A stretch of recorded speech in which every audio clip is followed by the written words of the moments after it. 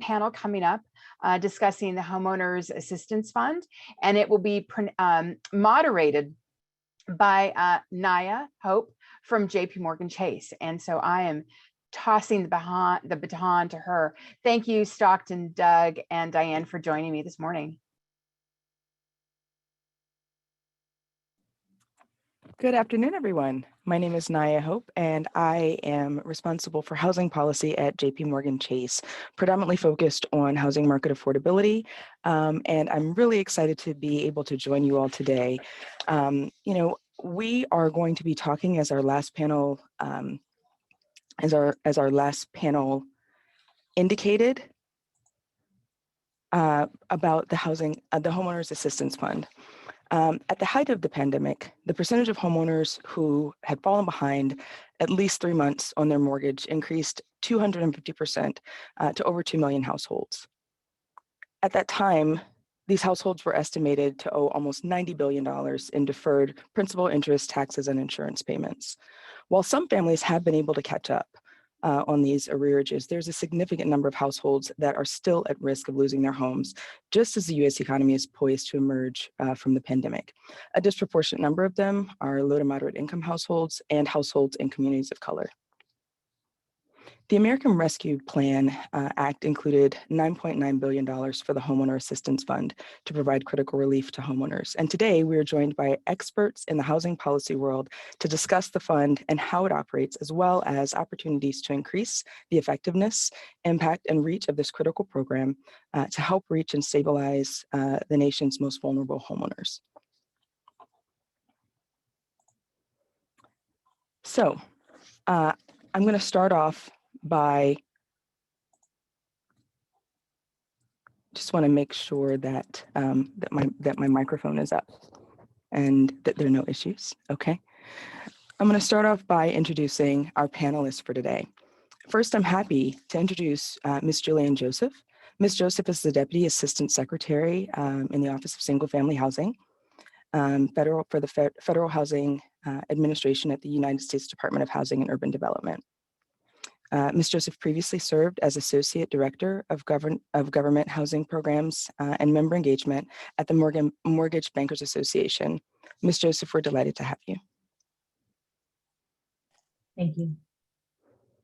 I'm also pleased to introduce Maria Fernandez.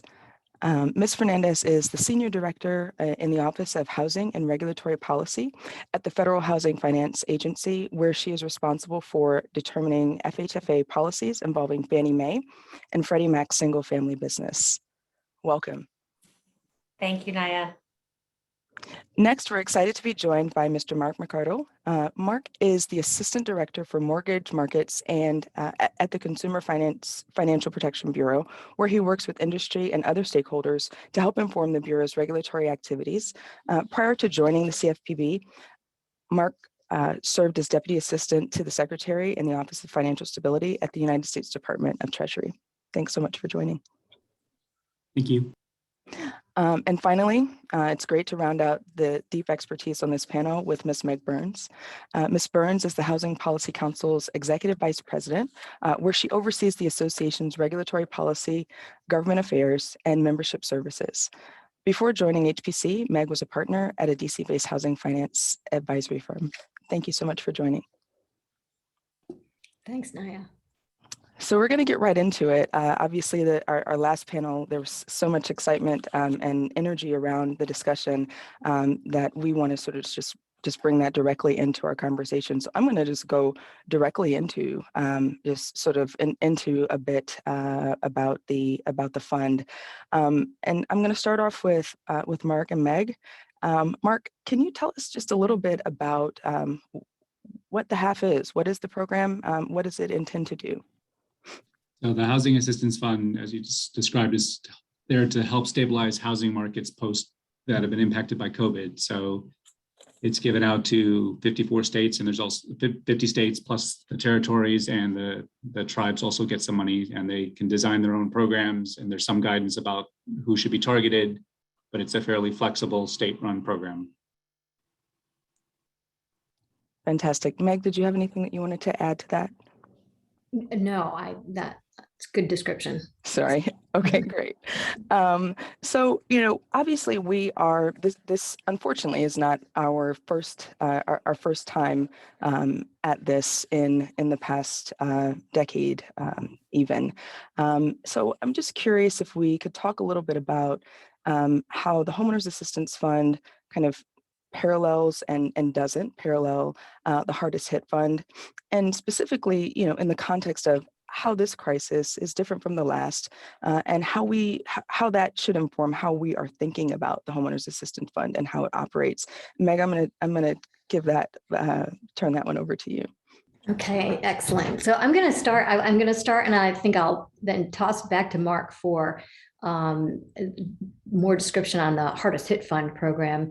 I'll start macro with, what's different this time is the economic conditions and really the state of the housing market. So economic conditions are so much better this time around. We have an economy with cash flowing fairly easily. We have companies who are desperate to hire, unlike last time around where we saw companies downsizing and folding. This time, companies are searching for employees, paying higher wages. We have COVID dollars that flowed out fairly well over the course of this crisis. The Paycheck Protection Program, the unemployment programs. We have an infrastructure bill that's about to put more dollars into the economy. We have seasonal hiring. So the economy is doing fairly well, really well, frankly. And the housing market, too, has been booming, frankly, in many respects. The Federal Reserve certainly has been extremely helpful, keeping interest rates low, buying mortgage-backed securities. And as a result, the value of the homes during this crisis have really been not only sustained, but in fact have been increasing.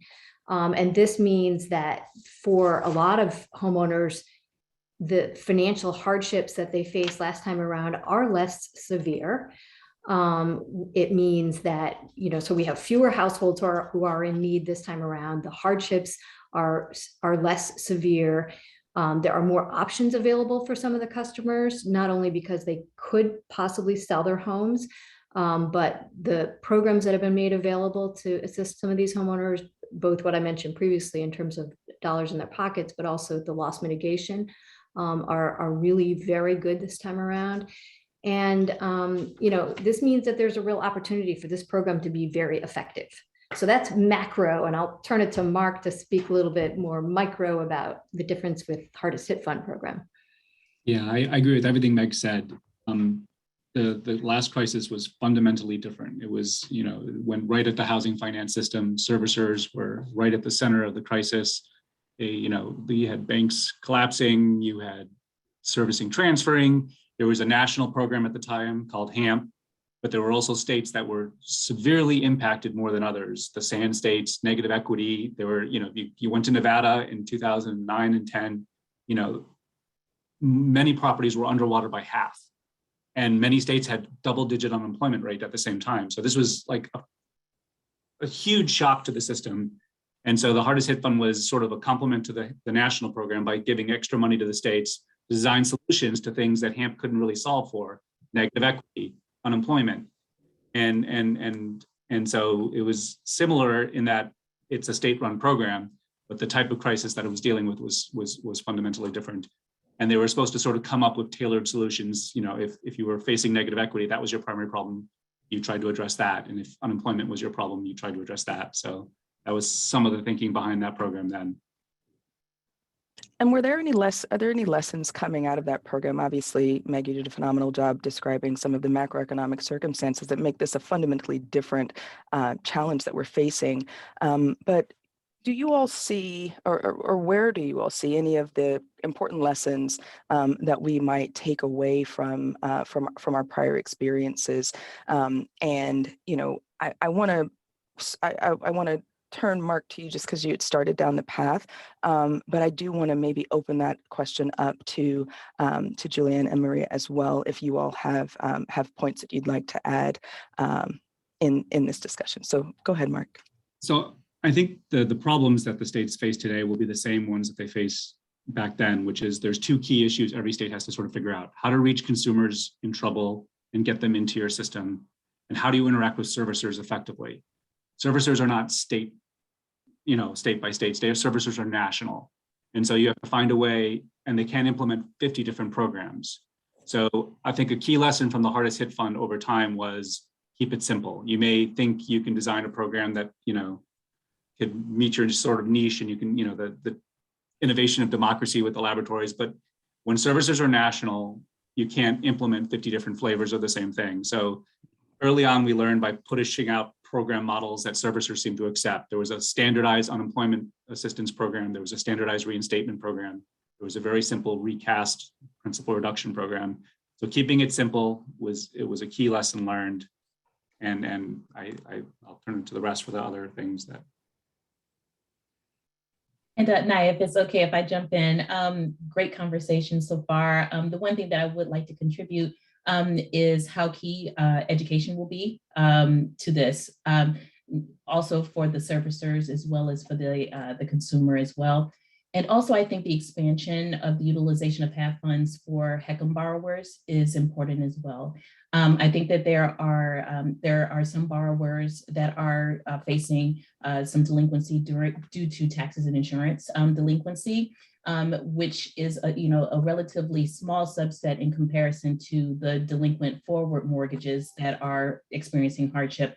But with that being said, the use of HAF funds, especially for those states who are interested in reinstatement, those dollars would go a long way for seniors, because understanding that HECM borrowers don't have monthly payments, if delinquent taxes and insurance is what's triggering foreclosure for some of them, understanding that the average borrower's delinquency is somewhere between $9,000 and $10,000, the use of HAF funds for that particular vulnerable subset of borrowers would go a long way as well. So I think education is key, and also not taking anything off of the table to ensure that not only borrowers who are faced with challenges because of with the forward book is also that reverse mortgage borrowers are also considered in receiving assistance as well when possible. Well, that's Can I great. jump in? Can Sure, I jump absolutely. in as well, Nia, because Julienne made a really good point, and it's one of the elements that I think we'll probably talk about throughout this conversation. But not only are we looking for efficiency and uniformity, as Mark mentioned, and Julienne talked about some of the populations who we're trying to reach, but one of the things that's going to be really critical is the collaboration amongst all the parties. And the reason Julienne's comments made me think of this is that we've been holding calls every couple of weeks with all of the servicers, all of the state program administrators, the National Council of State Housing Finance Agencies, everyone who's on this panel. So a number of government agencies and officials, including Treasury, of course. And one of the organizations that participates is the National Reverse Mortgage Lenders Association. We have several lending trade associations who are involved. And it's for the reason that Julienne cited, that sometimes those of us who are focused on one aspect of the housing marketplace or one type of, one segment of consumers might forget that the way this program was set up, the variety of uses for the funds is maybe much broader than we think of naturally. And so the collaboration amongst the parties will be critically important. We've also been doing a lot of communication with the advocacy community. So community organizations like housing counseling agencies, legal aid associations, their access to local community-based, faith-based organizations and et cetera, are really going to be critical for trying to reach that broader swath of the population that is eligible for this funding. That's great, Meg. Maria, I'd love to bring you in just to hear a little bit about how you're thinking about this from the FHFA perspective, and specifically with regards to some of the types of changes that might need to be made to the Homeowners Assistance Fund to help it to better meet the demands of this current crisis. Yeah, for sure. So nice to be here, Nia. And I echo some of the comments that, everyone else, has made. Certainly this is, kind of a much more kind of positive situation than we saw during the Great Recession. The enterprises just came out with their third quarter financials, and it's fascinating to see how the large swath of the 2.2 million combined COVID forbearance actions that have been resolved. And that is so positive. But there certainly are populations that we are very focused on, very concerned about.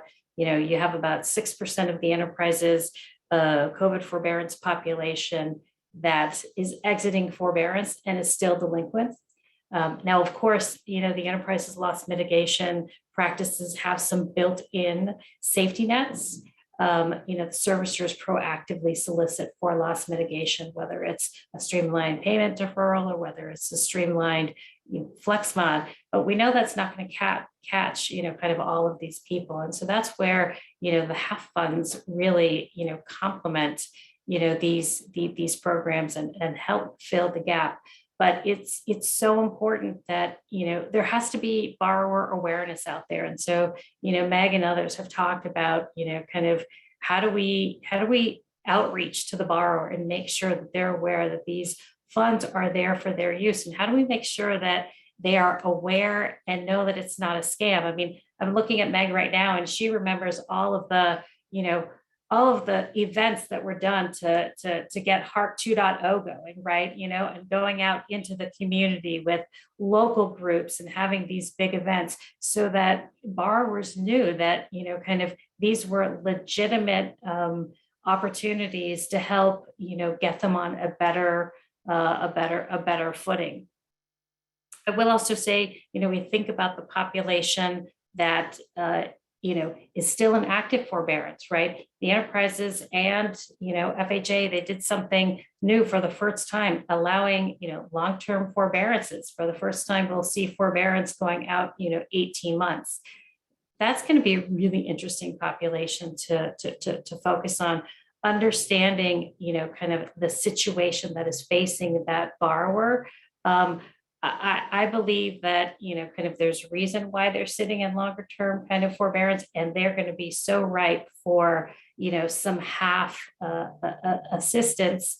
And so how can we complement loss mitigation and those HAF funds to really create more of a sustainable home retention solution? Definitely appreciate the depth of the conversation and the way you all are starting to frame this out.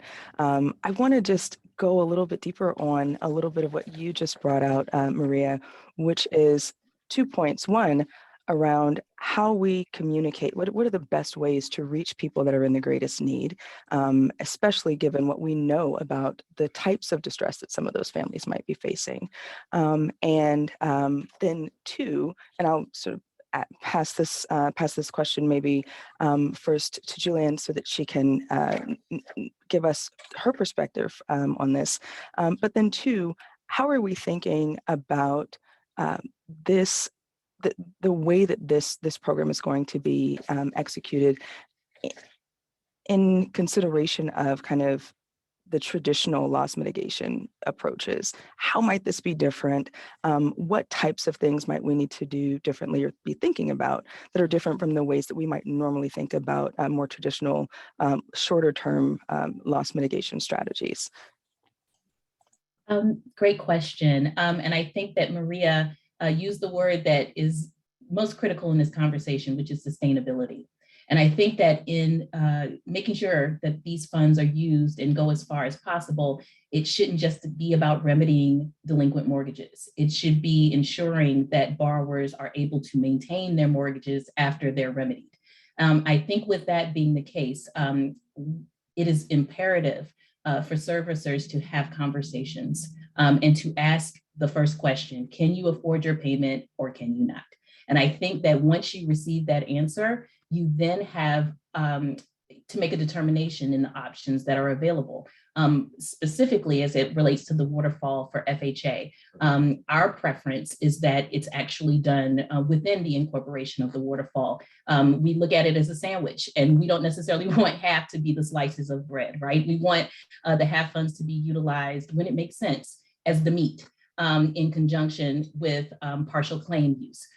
For example, if you have a borrower who cannot afford their payment, using HAF funds for strictly reinstatement might not be the best approach, because the actual issue that caused the delinquency to begin with hasn't been remedied.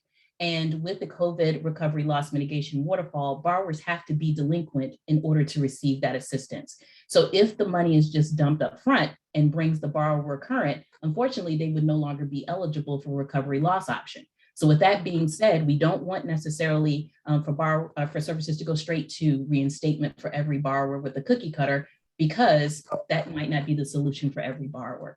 And similarly, we don't want it to necessarily be used at the very bottom of the waterfall either, because we understand that 25% payment reduction is the target for our loss mitigation waterfall. With that being said, that usually takes a large portion of partial claim in order for borrowers to get there. So to take into consideration how many borrowers can be assisted with half funds by state, but also to preserve partial claim for a future incident that could arise, because 30 years is a very long time. And if the borrower utilizes all of their partial claim now for this COVID emergency, it may be better served if a borrower is relatively new in their mortgage to see what combination of half funds and partial claim can be used to preserve that eligibility for later down the road if they have another emergency. So what I would articulate, the longer story longer, is to basically just say, have that conversation and understand where is the borrower sitting? So that way you can tailor the response and the loss mitigation response to that need and not necessarily be committed to a one-size-fits-all approach. I love the fact that you started off with the end state of sustainability and long-term stability for that homeowner, for them to continue to maintain their homeownership status as the target as we're thinking about waterfall. Mark, I saw you come off mute. Would love to hear your thoughts on this as well. I'm just flagging that it's going to be hard to integrate these funds into other existing waterfalls because they're two separate application processes. You have to, as a servicer, you're going to have to find a way to incorporate these funds in while at the same time you're going through your required agency waterfall. It's difficult to have that timing work out perfectly, and you don't want a consumer to delay. I've already seen complaints in the CFPB database where people are saying, "I don't want to talk to you, servicer, yet. I want to get my HAF funds first." That's probably not a great outcome. You should see what options there are first. I just think coordination on this program is going to be key, to be able for the servicer to understand and get the funds in hand to be able to utilize that at a time that makes sense.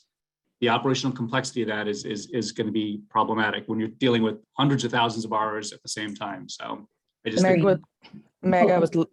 sorry. I just want to say. And one quick thing, Nia, that I did want to say, and for that very reason that Mark just articulated is why we did not make half a mandatory portion of the waterfall, because we understand that one, the flow of the funding is kind of up in the air right now, and we're waiting for plans to be incorporated, which is why the only requirement that we have of servicers is to make borrowers aware if half funds are available in their area, but not mandating where in the waterfall that they have to utilize them. So I just wanted to make that clarification, but I'm sorry for interrupting. No, that's great. I appreciate that. And I was actually just getting ready to turn to Meg and then Maria on just a little bit of the perspective with regards to the servicers and as it relates to the actual ability to be able to sort of figure out where half can nestle into the existing waterfall and process.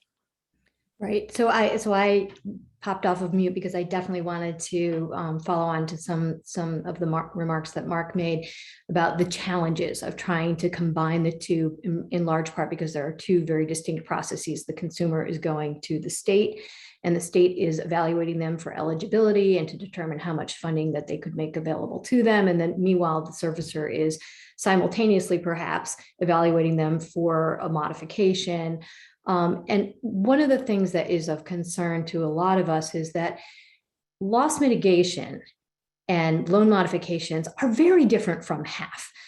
Loan modifications restructure that outstanding indebtedness. And as Maria said at the outset of this call, the borrowers who are still in forbearance today, many of them have been in forbearance for a very long period of time. So the accumulated arrearages, the accumulated missed payments may be very substantial.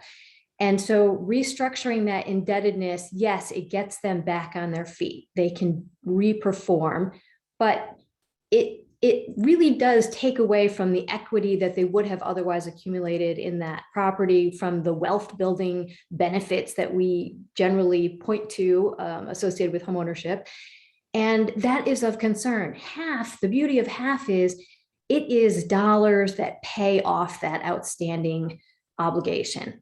Not the full, loan balance, but the amount of missed payments or some portion of it. And so the fact that we like to say we want these two programs, or we want the loss mitigation and half to be complementary, we want to use them together, I could not disagree. I mean, I could not agree more that it would be best if we could put them together in some ways where you are addressing some of that accumulated arrearage, yet also providing the borrower with a loan modification. But this is going to be extremely challenging. And this is the place where the collaboration between the state program administrators and the servicers is going to be most critical. This conversation is underway today, but we need a lot more of it, because we've got to figure out the best way to make it as efficient and as simple as possible to figure out how to combine the two for the cases, for the homeowners who need that combination.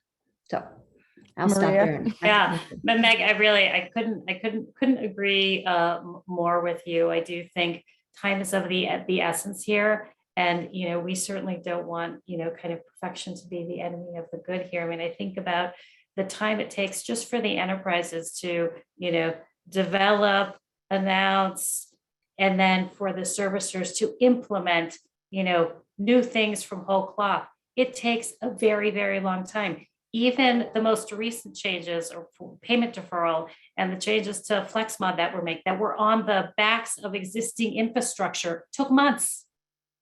And we don't have months.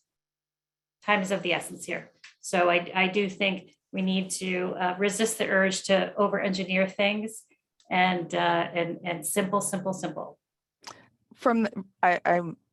I'm so glad that we got to the point, our next point of simplicity. I think that we have seen some, execution strategies that really have overcomplicated processes and made it difficult for consumers to access assistance in the past. And we would really love to see greater levels of simplicity in program design, process, and outreach in this program. Curious, just Maria, staying with you and Meg a little bit longer on this, what are some of the ideas that you all might have, or some thoughts that you all have around how we can increase simplicity in that design process and outreach of the program? Well, let me, Meg can certainly, talk to about, kind of the servicers, because she engages with them, every single day. But again, I'm going to sound like a broken record. We need to keep it simple. The GSEs were already thinking about, kind of what they could do from their perch. Earlier this summer in June and July, they clarified how such funds could be used from mortgage assistance funds. And, their policy has to, it's national policy, and so their aim is to be, flexible so that in the case of half, it would accommodate all participating states, tribes, and territories. So what they've effectively said is, half funds, that are provided should be like funds provided from the borrower and be applied, according to the security instrument.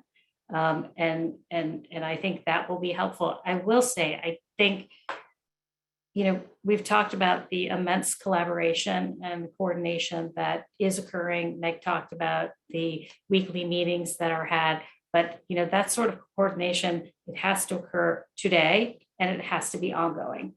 Because, these programs and policies that are in place, they need to be calibrated. You can't set it and forget it. As you learn over time, we need to be adjusting the dials to address what we're seeing and making sure that we can achieve the goals that we've set out for us as a collective group. Meg, from the servicer standpoint, yeah. I'll add a little bit to Maria's points, all excellent points. So one of the things that I think we're all concerned about is the time frame from which the consumer applies for funding or reaches out to the state program administrator and the time frame between that and when the borrower is deemed eligible, and the interactions with the servicer, possibly during that time frame and after that time frame. And this is where Maria's point about time is of the essence. Like, we'd like to see these funds get out the door sooner rather than later, but time will be of the essence when the program is up and running as well. The efficiency with which a state can make a determination about not only who is eligible, but how much funding they are eligible for, and can communicate that to the servicer can make a determination about what that means in the context of the status of the customer at that point in time, whether it's trying to use it in conjunction with loss mitigation or trying to do some form of a reinstatement. And then communicating back to the state, the servicer communicating back to the state, the status of the customer, and the state deeming that customer fully eligible and making the funds available. That time frame between those communications between these two parties is so critical. And I think the biggest concern is that if the borrower is deemed sort of conditionally eligible and the amount of funding is still in question, and that uncertainty prevails for some period of time while the servicer is trying to resolve the customer's delinquency, and yet doesn't know exactly how much funding will be made available or can't get the funds to apply them to that outstanding arrearage, that is where the problem will lie. So this is the place where we really need to work through what are the operations, what is the exchange of information between those two parties, and how quickly can we have that happen? How can we take any frictions out of the process so that it can be as efficient as it possibly could be, so that there are no delays that result in the consumer perhaps not being able to take advantage of both types of assistance that are available to them.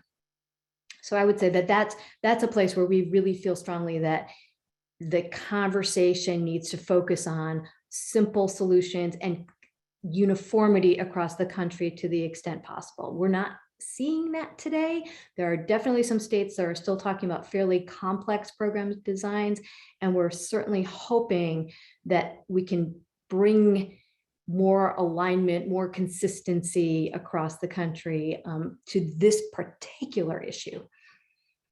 And I'll just add that when we talk about simplicity, it'll be very important for the states to keep their programs simple, and whatever they use for an application process. We learned from the last panel that there are great variations in what states are doing to verify income, what are the process steps they have to do. The more complicated that is, the more friction there'll be on their end, more delays before the consumer can get assistance.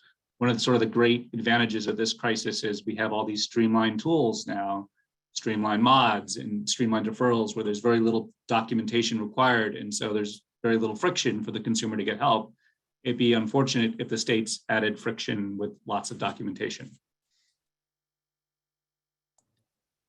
Can you talk a little bit about some of the approaches to ensuring that there is some consistency in execution? I know that there was a lot of conversation on the last panel, and I think some of that again carries over. Are there any examples of points of consistency that really could hit home to make sure that as many homeowners as possible across all of the states are able to access this program? That's a question for everybody. Feel free to jump in. I agree with what a great point that Meg made earlier is to not take options off of the table. I think that is probably the best approach. I know that, of course, every state has their concerns, and they have types of borrowers that are impacted by or programs that are impacted more than others. But I think, as Meg mentioned, making sure that the program is simple and offers assistance to as many borrowers in as many situations as possible should be the goal, without boxing out anyone by being too prescriptive on who could be eligible for it. I think given we're in unprecedented times and we are just really learning the circumstances of a lot of these borrowers, I think to take anything off of the table makes it difficult but and as Mark mentioned, with the requirements to streamline them as much as possible. So, and as Maria said, simplicity, simplicity, simplicity. So taking the points from everyone else, not necessarily knowing what all of the plans currently have as they're being submitted to Treasury right now. I think that as Stockton mentioned, they are very involved in this process as well at NCSHA, that we continue that dialogue, not only from the FHA, VA, USDA perspective, but also for the convention for Fannie and Freddie to say what our borrowers need and to make sure that in expressing those concerns for our particular borrower subsets, that the HAF funds are going to be incorporated to make sure that all borrowers get the assistance that they need and that not preferential treatment is given to one group or another. And I'll just, this leverages a point I think Julienne made earlier just about reverse mortgages, but there are other populations like manufactured housing, folks in private loans that might have fewer options than Fannie, Freddie, FHA, USDA, where these funds could be very helpful. I mean, having reviewed lots of complaints, private loans sometimes do have fewer options on the back end, and these funds could be helpful.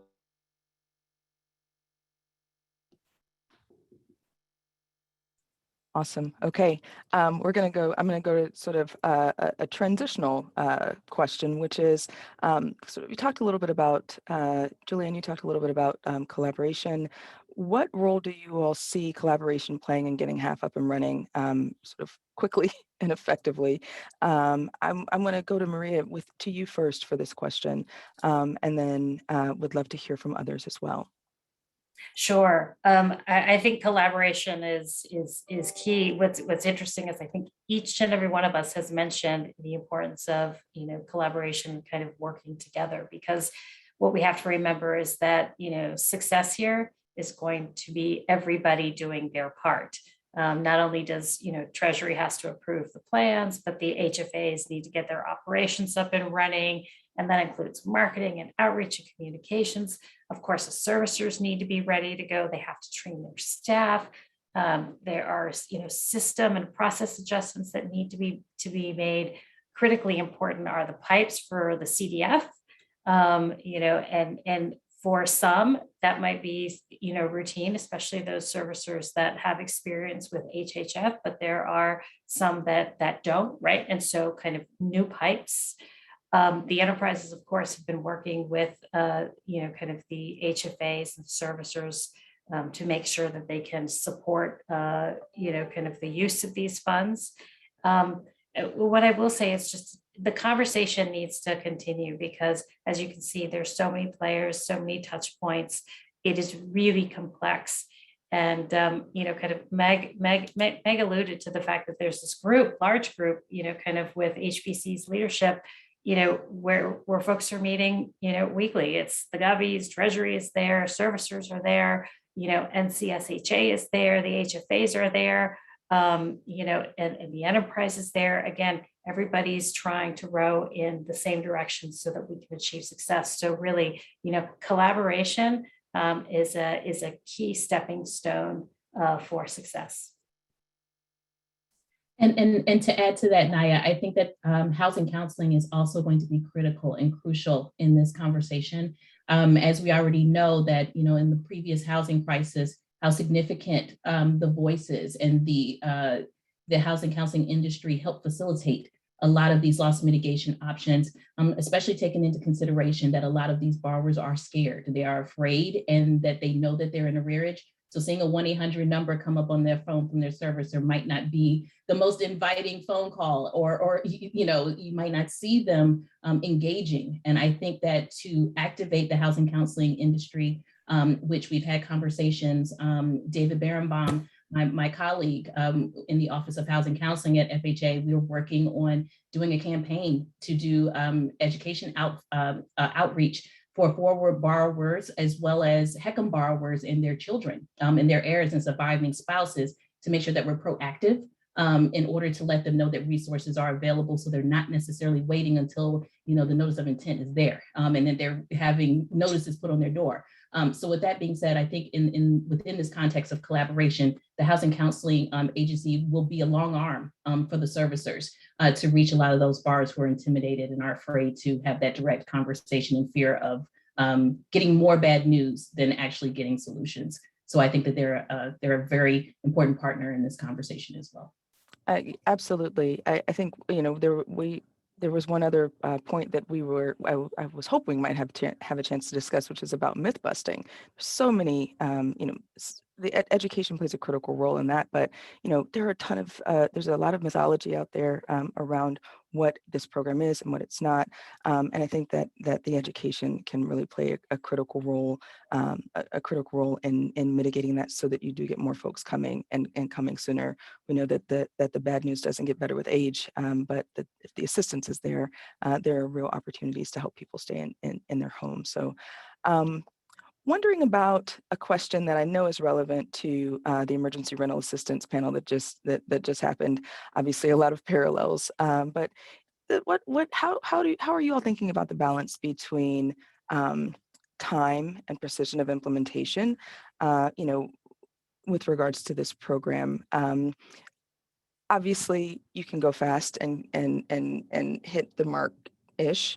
You can go slow and maybe hit it precisely, but maybe not help as many folks. So would love to hear how you all are thinking about this. Meg, I'll turn to you, and then Julienne, and then of course others, please join in. Sure. So to me, time plays into this program in several different ways. One is just getting the plans approved and the money out the door to the states.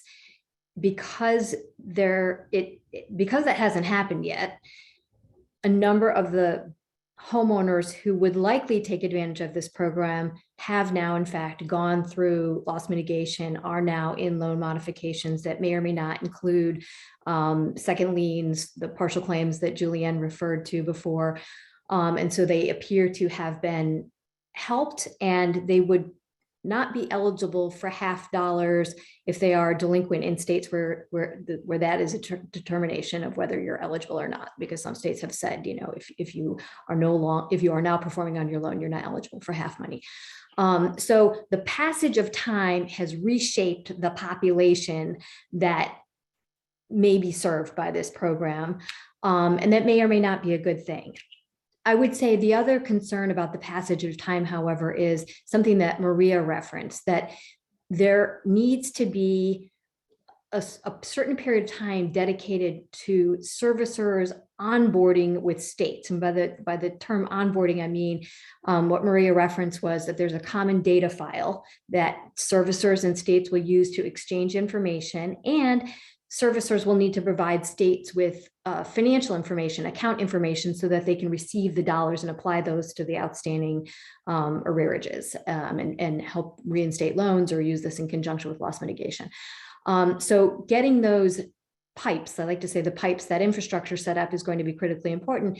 And that onboarding relies in part on something that's called a collaboration agreement that stipulates the roles and responsibilities of the servicers versus the states. And here's a perfect example where we were really hoping for uniformity and consistency across the country, because this onboarding piece is so critically important, and because this onboarding needs to happen before program dollars can begin to flow and information can be transmitted between the two parties.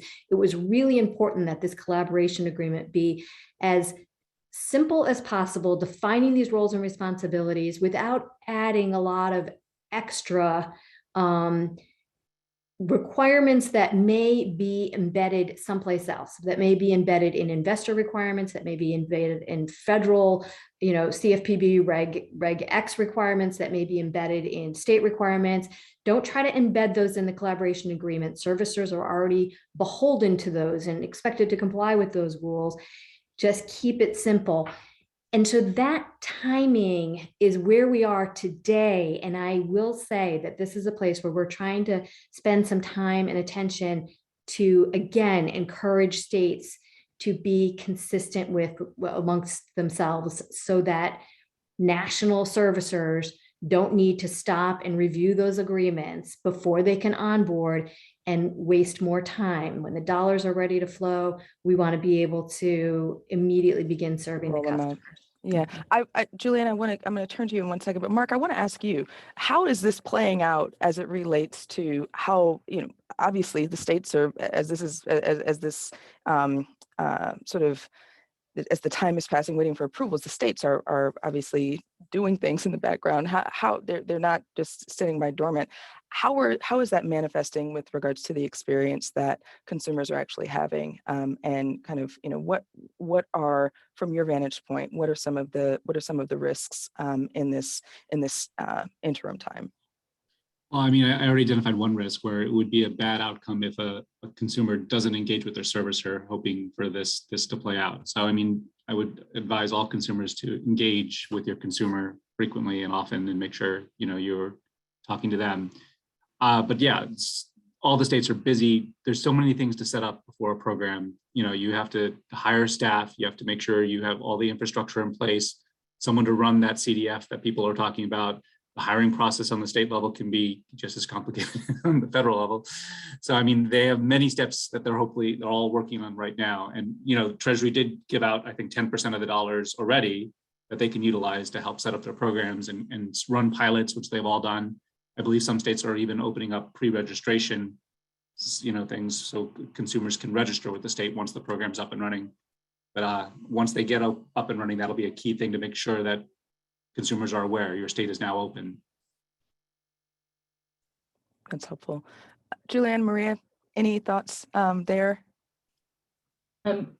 Just agreeing and echoing with Meg and with Mark. And I agree that, while the goal is to get the money on the street, I think that also, as we've already discussed in the conversation, application of it to the right place is just as critical.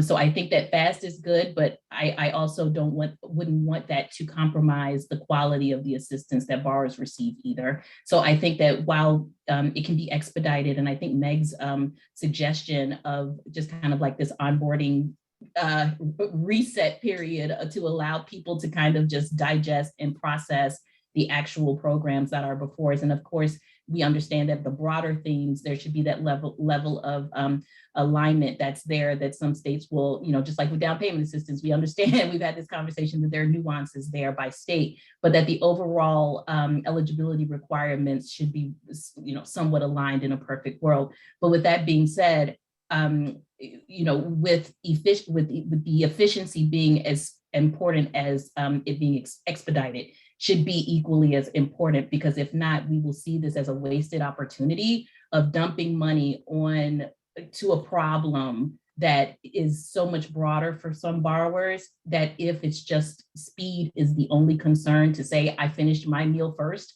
but the borrowers are not getting what they need, it would have been a wasted opportunity. So I just want to make sure that we articulate the fact that we want to make sure that it's done right, not just done quickly.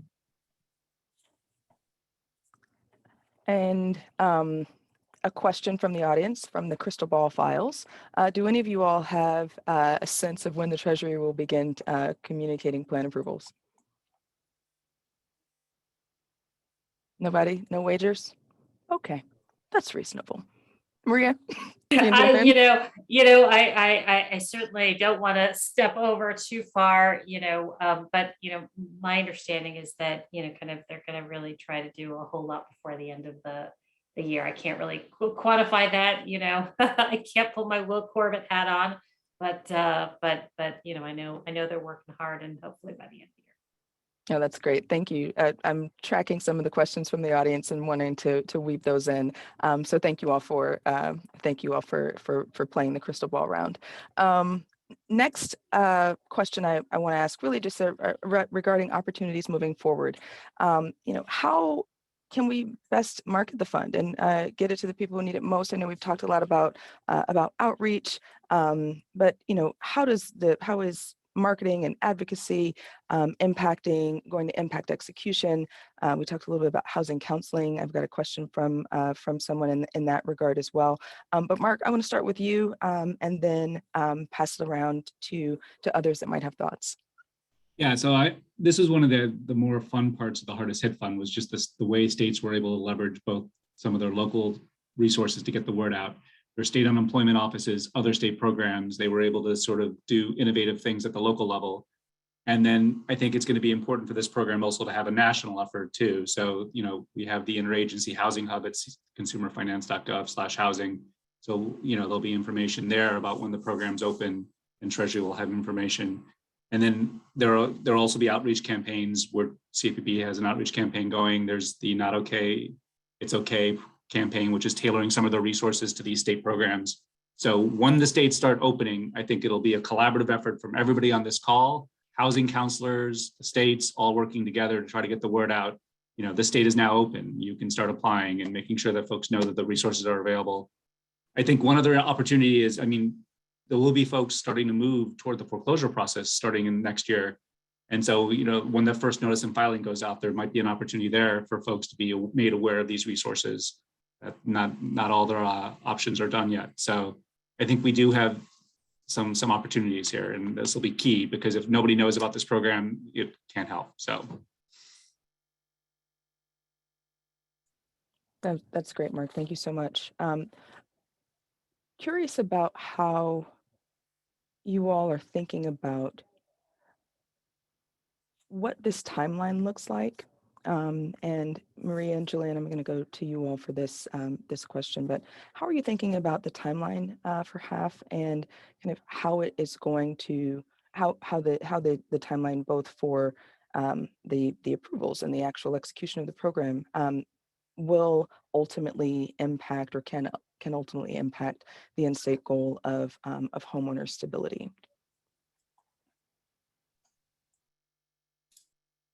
Yeah, Maria, so, you wanna go first? yeah, sure. Okay. So timing. You know, I think Meg really, you know, kind of said it well. You know, the longer, you know, kind of it takes for these programs to get stood up and start helping, you know, the populations that they're meant to help, you know, kind of generally, you know, kind of the more delinquent these borrowers get, right? It's just, it's not helpful to them. So, you know, my hope is that, you know, my crystal ball, it's very murky, that, you know, kind of, you know, I know, and some, as Mark mentioned, some states certainly are, you know, kind of already off, you know, kind of piloting certain programs.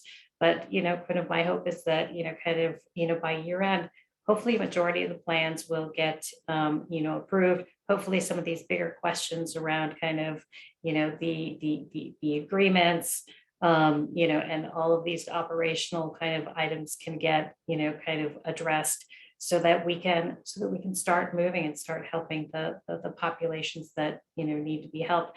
I feel pretty good that, you know, the GSEs are in a good place and that they have, you know, kind of enough flexibility to accept the half dollars as borrower paid funds. You know, of course, we're always eager to get feedback from, you know, kind of servicers and other stakeholders to make sure that we have it right, that there isn't anything else that we can do to, you know, kind of facilitate, you know, successful HAF programs. Agreed. And again, crystal ball is as murky over here as it is what Maria was saying at FHFA. Like it's hard to tell.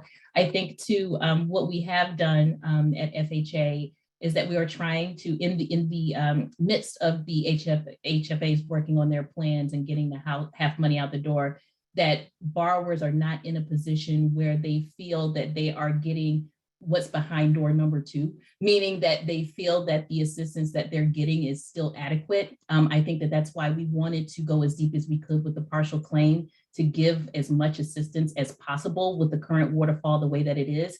So while the 25% is the target, if borrowers need to go deeper than that, and there is enough room in the partial claim up to 25% in order to do that, then we allow them to go as deep as possible. So while we hope that the HAF funds are made available as soon as possible, we're still doing everything that we can by looking at our current loss mitigation strategy and opining additional options in order to provide deeper assistance, that at least when the funds are made available, the borrowers who did adopt some loss mitigation option before that are not, you know, having, you know, Monday morning quarterbacking saying, oh my gosh, you know, I wish I would have waited, because they were able to still get that level of deep assistance that helped them get back on their feet. So I think that while we're looking for the half dollars to get there as soon as possible, we still want to make sure that our loss mitigation options are sufficient to meet the need of the borrowers today. Meg, I saw you come off. We're going to do lightning round in 1 second, but okay, sorry, I'll be super quick. The one thing that all the comments here reminded me of something that we've talked about behind the scenes quite a bit, which is one of the things that states really could do that would be incredibly helpful, we think, for them and for servicers and for consumers, is be crystal clear about the eligibility so that consumers can help self-identify. If there are very specific limitations on income, for example, which the law sets, then be really clear on your website what those income limitations are so that a consumer can say, you know what, I wish I were eligible, but in fact, I'm not. So I'm not going to spend a lot of time hoping for door number 1 when I'm only eligible for door number 2, to use Julienne's great analogy there. And it's the eligibility by income, by zip code, by program type, but also by activities. Some states may fund certain types of activities that other states will not fund.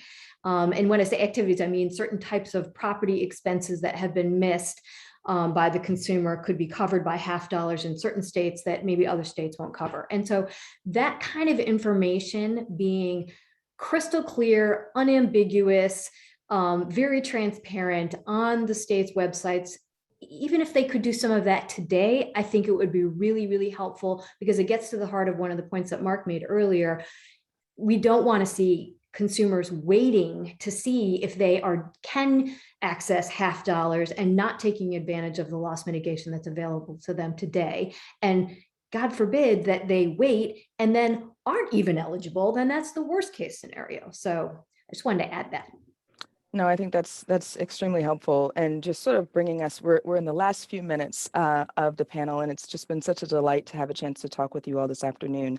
But I just want to highlight some points: sort of clarity, flexibility, clarity of eligibility and information, flexibility around the program, increasing options, and increasing transparency, just as a few of the points that you all continuously brought up in regards to the best execution of the program. Since our lightning round, we got 2 minutes left, and so I'm going to ask you all each just to give me your best case scenario for this program. And that could include an idea that you have, or something that you think would be really important to ensure that best case scenario is reached, or just what your hopes are for the HAF program and how it will help to support homeowners that are in distress. Mark, I'm going to start with you. It just, like any program, you hope it just helps as many people as possible. So, I mean, that the folks are aware of it, that the word gets out, and that that we find different and creative mechanisms to make sure that folks realize these resources are available. And sorry, I should talk when I'm not on mute. I'm going to go to Maria next. Yeah, I really just hope that, we're able to achieve sustainable home retention. This is not just about, curing the delinquency, right? And that happens when you have good conversation between the servicer and the borrower. It happens when borrowers, understand the programs, when they're aware of programs. And I just hope we have, a home run here. And Julienne, and then Meg. Agreed. Sustainable homeownership in every case, if possible, but for those borrowers who are not able to maintain the homeownership, that we do what we can as an industry to help them transition as seamlessly as possible if they are not able to retain their homeownership options. And Meg? So I, of course, agree with what everyone else said. I guess one of the things that we also hope is that not only does this help prevent some foreclosures that don't need to occur, but that there is some thinking around the wealth building benefits of homeownership and the extent to which this can really be used for that purpose, not just to help someone reperform, but to truly help provide them with that equity build that is so beneficial. So I'm certainly hoping that the $50 can help achieve that. Fabulous. I love that we ended on that note. It was such a delight to be with you all today. I just want to thank each one of you for joining the panel and really appreciate your perspectives. We're optimistic that the HAF program will help many families that are looking for assistance, and thank you all each for your work in ensuring that the program is a success.